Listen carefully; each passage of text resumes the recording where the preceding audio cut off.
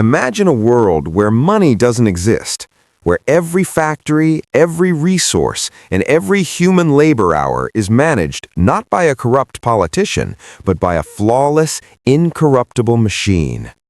In 1962, while the West was dreaming of ARPANET, a visionary scientist in the USSR proposed something far more radical.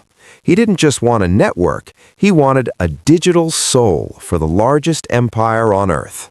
It was called OGAS, a project so powerful it could have ended poverty, optimized an entire superpower, and perhaps prevented the collapse of the Soviet Union.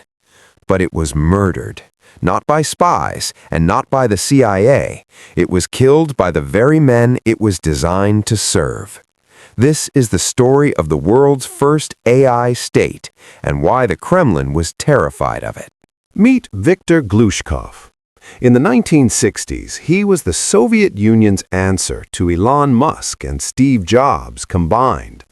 Glushkov realized that the USSR's greatest weakness wasn't a lack of resources, it was information. The Soviet economy was a chaotic mess of paper ledgers and lies. Glushkov's solution, the all-state automated system.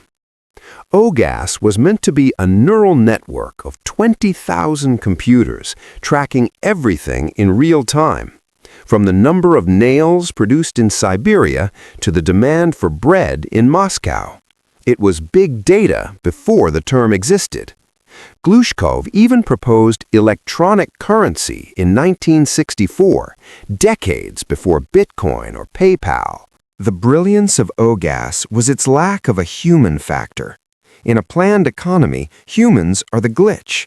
They take bribes, they fake production numbers to please the party.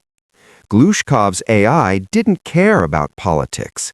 If a factory was inefficient, the machine would flag it.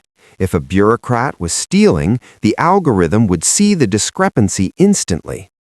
For a brief moment, the USSR was on the verge of becoming the first algorithmic utopia, a society managed by mathematical truth.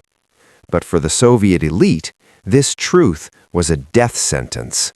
The Ministry of Finance and the KGB saw the writing on the wall.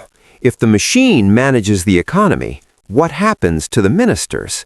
If the algorithm is objective, what happens to the party's power? They launched a smear campaign. They told the leadership that Glushkov's electronic god would replace the wisdom of the workers. They cut the funding, turned the project into a series of disconnected calculators, and let the empire drown in a sea of paper. They chose power over efficiency. And in doing so, they signed the Soviet Union's death warrant. Today, we live in Glushkov's dream, but it's owned by corporations, not states. Amazon's logistics and Google's algorithms are the spiritual descendants of OGAS. The Soviet Union had the chance to build the digital future in 1962, but they were too human to let a machine be fair. As we stand on the brink of our own AI revolution, the question remains, can we handle a system that is more honest than we are? Or will we kill our digital gods just like they did? Stay human. System Trace, out.